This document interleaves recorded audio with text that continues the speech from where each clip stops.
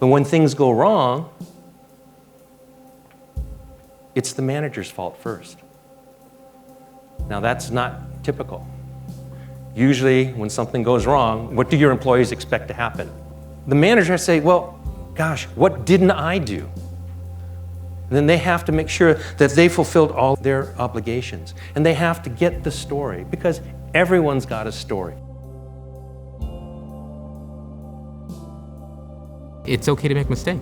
It's okay to do something and it's wrong. One of the Terryisms that he has is that every decision someone makes in the moment is the right decision for them. They feel it was the right choice. And it's important to remember that because we have new employees, new managers, new everything.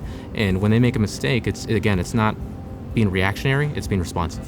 Why did it happen? What were you thinking and how do we coach you? How do we help you?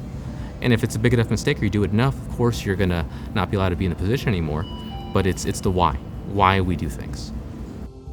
There have been times where I've been in a meeting with an employee with their last check in my hand and I've decided not to terminate because during that conversation I realized I hadn't done my end of it. I hadn't been as clear as I needed to be. We will not surprise people with termination.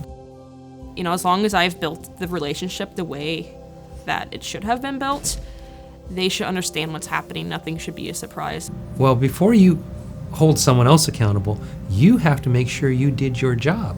And here's a whole list of things that you got to go down, make sure that you did these things.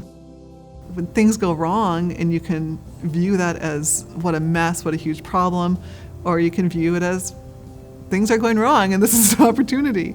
And just having that way of thinking to be able to turn my mind and be able to, not always happily face what I have to face, but realize how I face it is completely within my power is, incredible. It's life-changing.